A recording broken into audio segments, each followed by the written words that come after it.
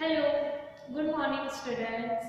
This video is for Standard 7 subject Science. In this video lecture, we will study about our lesson number 10, Respiration in Organisms. तो सारे जो living organisms है उनमें respiration कैसे होता है। फर्स्ट ऑफ ऑल रेस्पिरेशन क्या होता है, why it is required, और आज जो हम पढ़ेंगे वो रेस्पिरेशन ह्यूमंस में पढ़ेंगे। तो ये सारे पॉइंट हमें पढ़ते हैं। why we respire यानी हम रेस्पायर मतलब रेस्पिरेशन क्यों करते हैं, what is breathing and how do we breathe, ये तीन पॉइंट हमें समझने हैं। तो now I am starting with वुजो स्टोरी। इसमें आपको दिया गया है फर्स्ट पैराग्राफ में कि एक बार वुजो के ग्रैंड पेरेंट्स आने वाले थे, तो वो खुशी के मारे दौड़ते दौड़ते उनको रिसीव करने गए। लेकिन जब वो दौड़ के जाता है बस स्टेशन या तो रेलवे स्टेशन, तो क्या हो जाता है, वो एकदम फास्टली रैपिडली ब्रीथ करने लगता है। जैसे हम बोलते हैं ना कि अगर दौड़ के जाते हैं तो सांस फूल जाती है। तो उसके मन में क्वेश्चन है कि अगर जैसे कि मैं चल रहा हूँ या दौड़ रहा हूँ, तो ये जो ब्रीथिंग की स्पीड है तो वो क्यों चेंज हो रही है और हम कैसे ब्रीथ करते हैं। तो ये सारे क्वेश्चन उसके माइंड में आते हैं। तो हम सबसे पहले ये समझेंगे कि why do we respire. In chapter 2 you learned that all organisms are made of small microscopic unit called cells। यानी कोई भी ऑर्गेनिज्म है वो किससे बना है, सेल से बना है। A cell is the smallest structural and functional unit of an organism. Each cell of an organism performs certain functions such as nutrition, transport, excretion and reproduction. As you know कि कोई भी living organisms cell से बना है और हमारी body का जो छोटा सा पार्ट है स्मॉलेस्ट, वो क्या है, सेल। अलग अलग सेल हैं, वो डिफरेंट डिफरेंट एक्टिविटी परफॉर्म करते हैं। कोई न्यूट्रिशन देता है, कोई ट्रांसपोर्ट यानी कि चलने फिरने की, मूवमेंट की। तो ये जो सारे सेल वर्क कर रहे हैं उसके लिए उनको क्या चाहिए, energy. They need energy to perform all this work regularly. To perform these functions, the cell needs energy. Even when we are eating, sleeping or breathing, we require energy. यानी कि अगर काम कर रहे हैं, चल रहे हैं, दौड़ रहे हैं, तो ही एनर्जी चाहिए ऐसा नहीं है। हम खा रहे हैं, सो रहे हैं, ऐसे सिंपल ही बैठे हुए हैं, तो भी हमारी बॉडी के जो सेल है उसको क्या चाहिए, energy. But where does this energy come from? Can you say why your parents insist that you should eat regularly? ये एनर्जी कहाँ से आती है? और हमें बारी बारी कहा जाता है कि अगर खाओगे नहीं तो शरीर में ताकत नहीं रहेगी। तो ये क्यों होता है? The food has stored energy which is released during respiration. जो हमारा फूड है उसमें एनर्जी स्टोर की हुई होती है, लेकिन जब हम उसको खाते हैं तो रेस्पिरेशन के थ्रू हमारी एनर्जी है वो रिलीज होती है फूड में से और हमें मिलती है, जो हम बॉडी के थ्रू उसको यूटिलाइज कर सकते हैं। Therefore, all living organisms respire to get energy from food. तो हम रेस्पायर क्यों करते हैं, एनर्जी, फूड से एनर्जी कलेक्ट करने के लिए हम रेस्पायर करते हैं। During breathing, we breathe in air. You know that air contains oxygen. अभी यहाँ पे आपको ये रेस्पिरेशन क्या होता है, कैसे होता है, उसके बारे में समझाया गया है कि सबसे पहले हम ब्रीथ करते हैं, तो ब्रीथ में हम क्या लेते हैं, एयर में से ऑक्सीजन है वो लेते हैं। We breathe out air which is rich in carbon dioxide. और जब हम ब्रीथ आउट करते हैं तो कौन सी एयर बाहर निकलती है, carbon dioxide. The air we breathe is transported to all parts of the body and ultimately to each cell. जो हम एयर ब्रीथ करते हैं ऑक्सीजन वाली, तो वो नॉस्ट्रल से होके हमारी पूरी बॉडी की जितनी भी सेल्स है वहां तक पहुंचती है और फिर रेस्पिरेशन की प्रोसेस स्टार्ट होती है।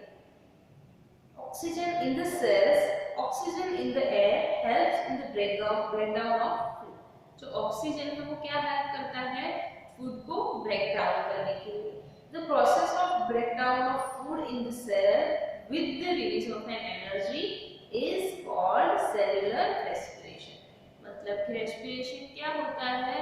With the help of oxygen, क्या जो फूड है वो सेल के अंदर ब्रेक डाउन होता है और एनर्जी रिलीज करता है। तो ये जो प्रोसेस हम क्या बोलते हैं? रेस्पिरेशन। और ये सेल में होती है, इसीलिए इसको क्या बोला जाता है? Cellular respiration. Cellular respiration takes place in the cells of all organism. Organism के सारे भी जितने भी ऑर्गेनिज्म हैं उनके सबके सेल में ये प्रोसेस होती है। In this cell, the food or glucose is broken down into carbon dioxide and water using oxygen. जो हमारा डाइजेस्ट किया हुआ फूड है जब सेल के पास पहुंचता है तो क्या बनता है? ये ब्रेक डाउन होके ऑक्सीजन की मदद से कार्बन डाइऑक्साइड, वाटर और दूसरा क्या रिलीज होता है? एनर्जी रिलीज होती है। कार्बन डाइऑक्साइड जब हम ब्रीथ आउट करते हैं तो वो निकल जाता है, जो वाटर है वो यूरिन के थ्रू बाहर निकल जाता है और जितना हमारी बॉडी को रिक्वायर्ड है वो बॉडी में मेंटेन होता है। तो लास्ट में क्या होता है? एनर्जी। तो एनर्जी हमारी बॉडी को हेल्प करती है। When breakdown of glucose occurs with the use of oxygen, it is called aerobic respiration. Now there are two types of respiration: aerobic respiration and aerobic respiration. Aerobic respiration कब होता है? जब breakdown की process with the help of oxygen होती है या तो oxygen की प्रेजेंस में होती है। और अगर ऑक्सीजन की प्रेजेंस ना हो फिर भी फूड की ब्रेकडाउन की प्रोसेस हो सकती है, तो वो कौन सा रेस्पिरेशन है? वो है anaerobic respiration. Breakdown of food release energy, glucose in the presence of oxygen क्या मिलता है? Carbon dioxide plus water plus energy. You should know that there are some organisms such as yeast that can survive in the absence of air. जो yeast है वो air के बिना भी survive कर सकती है।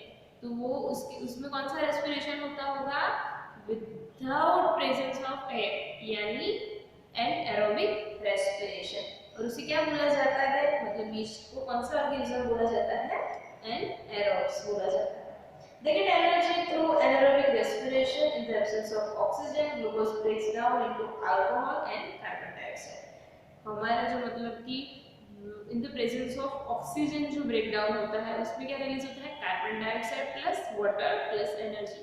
और अनएरोबिक रेस्पिरेशन में रिलीज होता है alcohol plus carbon dioxide and energy. इसीलिए जो यीस्ट है वो वाइन बनाने के लिए यूज की जाती है क्योंकि उसमें से क्या रिलीज होता है? Alcohol.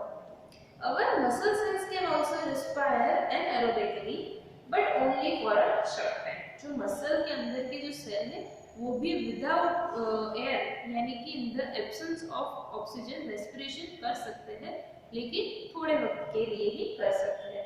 When there is a temporary deficiency of oxygen.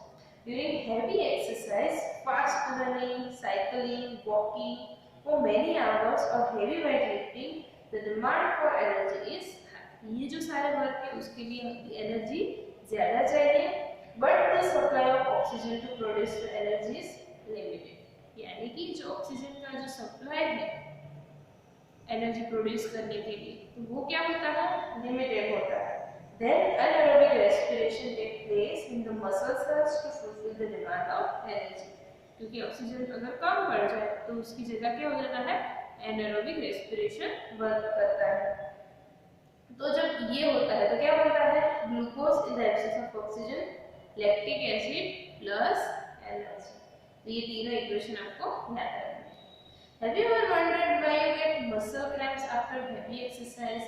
कभी आपने ये ऑब्जर्व किया है कि अगर आप हेवी एक्सरसाइज करते हो तो मसल क्रम्प्स यानी ऐसा लगता है कि अंदर जैसे कि बोन, मतलब बोन तो नहीं दिखता है, मसल्स में आवाज आती है, जिसे क्या बोलते हैं? Cramps. The cramps occur when muscle cell respire anaerobically. ये जब होता है एनारोबिकली रेस्पिरेशन तब ये क्रैम्प्स होते हैं। The partial breakdown of glucose produce lactic acid. The accumulation of lactic acid causes muscle cramps. We get relief for cramps after a hot water bath or massage. Hot water या तो bathing करते हैं या तो massage करते हैं तो उससे ये क्रैम्प्स है वो उसको रिमूव कर सकते हैं। हॉट वाटर बाथ और massage improves circulation of blood. As a result, the supply of oxygen to the muscle cell increases. The increase in the supply of oxygen results in the complete breakdown of lactic acid into carbon dioxide and water. आपका easily है वो carbon dioxide और water में respiration हो जाता है। Now breathing. Breathing क्या होता है आप सबको पता है, सांस लेना। किससे हम लेते हैं? नोज, और जो नोज का जो पार्ट है नॉस्ट्रिल, उससे हम सांस लेते हैं यानी कि ब्रीथ करते हैं। Close your nostrils and mouth tightly and look at a watch. What did you feel after some time? How long were you able to keep both of them closed? यानी कि आप अगर ये ट्राई, मोस्टली सबने ये try किया होगा, आपकी नॉस्ट्रिल है उसको क्लोज कर देना है और आपका माउथ ही है वो भी क्लोज कर देना है और वॉच में देखना है कि आप कितने सेकंड्स मिनट्स तक ऐसे ही रह सकते हो। हाँ, थोड़े मिनट तक आप मतलब थोड़े मिनट भी नहीं, सेकंड से बोल सकते हैं हम रह सकते हैं, लेकिन उसके बाद हम नहीं। अगर सांस नहीं लेंगे तो जैसे कि मर ही जाएंगे ऐसा लगता है। So now you know that you cannot survive for long without breathing, यानी सांस लिए बिना जिंदा नहीं रह सकते। Breathing means taking air rich in oxygen and leaving out air rich in carbon dioxide with the help of respiratory organs. यानी कि breathing की definition दी गई है। We have to take in air, यानी कि जिसमें ऑक्सीजन ज्यादा है वो एयर अंदर लेनी है और एयर जो बाहर निकालते हैं वो कौन सी होती है? कार्बन डाइऑक्साइड वाली। और with the help of respiratory organs, ये जो सारे ऑर्गन्स है इसका पूरा स्ट्रक्चर हम अभी नेक्स्ट में पेज पे पढ़ेंगे, तो उसकी मदद से हम क्या करते हैं? ब्रीथिंग करते हैं। Breathing the taking in the air of rich in oxygen to the body is called inhalation, and giving out of air rich in carbon dioxide is known as exhalation. It is a continuous process which goes on all the time and throughout the life of an organism. Breathing क्या है? Continuous process है, वो चलती ही रहती है till we live, यानी कि जब तक हम जिंदा है तब तक continuously, दिन हो, रात हो, विंटर हो, समर हो, चलती ही रहती है।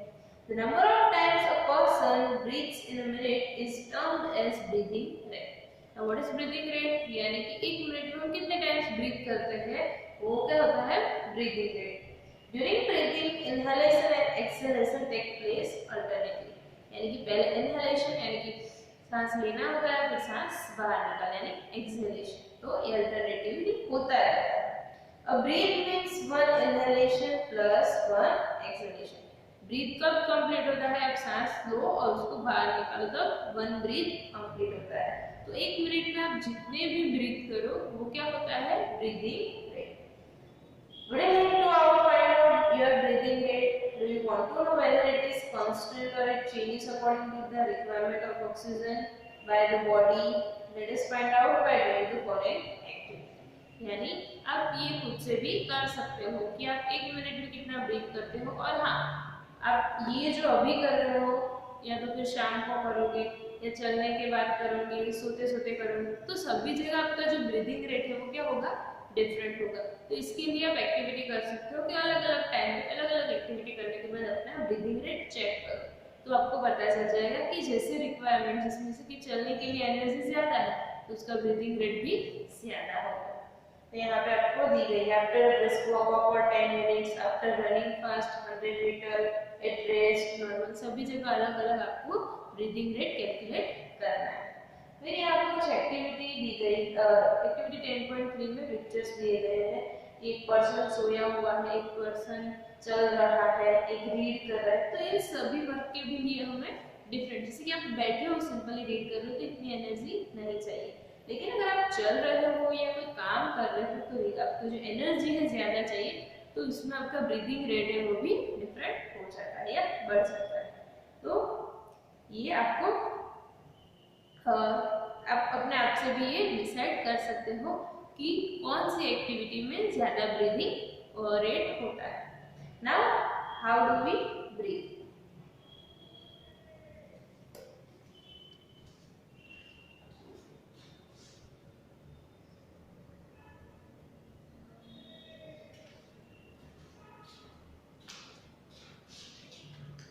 Let us now learn about the mechanism of breathing. Breathing कैसे वर्क करता है. Normally we take in air through our nostril. तो सबसे पहले स्टार्टिंग जिससे कि हमारा जो डाइजेशन की जो प्रोसेस होती है उसमें कहाँ से स्टार्ट होता है. जब हम फूड लेते हैं तो माउथ से स्टार्ट होता है. फिर रेस्पिरेशन या ब्रीदिंग की प्रोसेस कहाँ से स्टार्ट होती है. Nostrils. When we inhale air, it passes through our nostril into the nasal cavity. यानी कि ये nostril में से nasal cavity में जाती है. From the nasal cavity, the air reaches our lungs through windpipe. Lungs are present in the chest cavity. हमारे जो chest है उसमें lungs होते हैं और जो air है जो nose से nostril से लेते हैं वो windpipe के through कहाँ पे जाती है. Lungs में. Lungs are present in the chest cavity. This cavity is surrounded by ribs on the sides. यानी वो किससे surrounded होती है. ribs से. जो हमारे जो chest है उसकी जो छोटी-छोटी हड्डियाँ होती है उसे क्या बोलते हैं. ribs. This cavity is surrounded by ribs on the sides. A large muscular seat called diaphragm forms the floor of the chest cavity. आप फिगर 10.4 में देख सकते हो कि डायफ्राम किसको बोलते हैं. नेसल पैसेज क्या है. Oral cavity, pharynx, trachea, lungs, ribs ये सब क्या होते हैं. During inhalation breathing involves the movement of the diaphragm and the rib cage. यानी जब ब्रीथ करते हो तो रिब केज और डायफ्राम दोनों में क्या होती है. मूवमेंट होती है. वो आप फील कर सकते हो. अगर आप अपने स्टमक पे हाथ रखोगे तो आपको पता चल जाएगा कि आप ब्रीथ कर रहे हो. आप उसको फील कर सकते हो. During inhalation ribs move up and outwards and diaphragm moves down. यानी कि जब आप ब्रीथ इन करते हो तो डायफ्राम मतलब जो नीचे का पार्ट होता है आपके स्टमक के तो वो क्या हो जाता है. अंदर की साइड जाता है और जो रिब्स है वो बाहर की साइड आती है. The movement increases space in our chest cavity and air rushes into the lungs. यानी वहाँ पे जगह बनती है और एयर अंदर चली जाती है.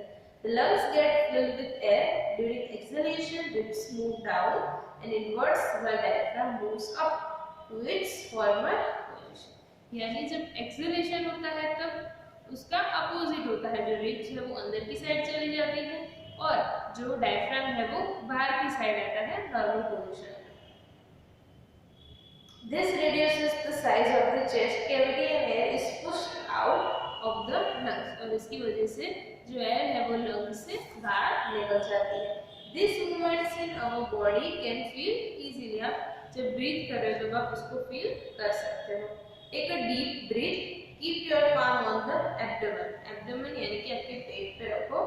Feel the movement of abdomen. What do you find? वो अंदर की साइड जाता है. फिर आप सांस बाहर निकालते हो तो वो बाहर की साइड आता है. After having learned that during breathing there are changes in the size of the chest cavity, children got involved in the chest expansion competition.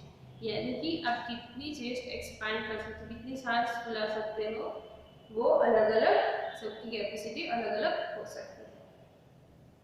The air around us has various types of unwanted particles such as smoke, dust, pollen, etc. When we inhale, the particles get trapped in the air present in our nasal cavity. हाँ, हमने अभी क्या सीखा कि respiration के लिए क्या चाहिए. ऑक्सीजन वाली एयर चाहिए. लेकिन हमारे जो सराउंडिंग्स में जो एयर है उसमें तो डस्ट होती है, छोटे छोटे पार्टिकल्स होते हैं, पॉल्यूटेंट्स होते हैं, ऑक्सीजन और वो दूसरे भी बहुत सारे गैसेस होते हैं. तो ऑक्सीजन ही क्यों अंदर जाता है. तो जो नेसल कैविटी है जो हेयर है नेसल कैविटी के ऊपर वो क्या इसमें ये जो सारी डस्ट है वो सब ट्रैप हो जाती है. However, sometimes these particles may get past the hair in the nasal cavity. This may irritate the lining of the cavity, as a result of which we sneeze. यानी कभी-कभी ये जो पार्टिकल्स है वो अंदर की साइड चले जाते हैं जो सबको इरिटेट कर देते हैं, मतलब डिस्टर्ब कर देते हैं. तो उसकी वजह से हमें छींक आती है, हम छींकते हैं. This may irritate. Sneezing expels these foreign particles from the inhaled air and thus free clean air enters our body. और स्नीज की वजह से ये जो सारे पार्टिकल्स है वो बाहर निकल जाते हैं और जो क्लीन एयर है वही लंग्स के पास जाती है. When you sneeze, you should cover your nose so that the foreign particles you expel are not inhaled by the person. यानी कि जब आप स्नीज करो छींको तब वो बंद रखना चाहिए मुंह, यानी कि जो ये फॉरेन पार्टिकल्स, जो गंदे पार्टिकल्स है वो दूसरी किसी की इनहेल में ना जाए। तो आज का ये लेक्चर यहाँ पे खत्म होता है। इससे आगे की जो पॉइंट्स है वो हम नेक्स्ट लेक्चर में पढ़ेंगे। आई होप यहाँ तक आपको अच्छे से समझ में आ गया होगा। Thank you.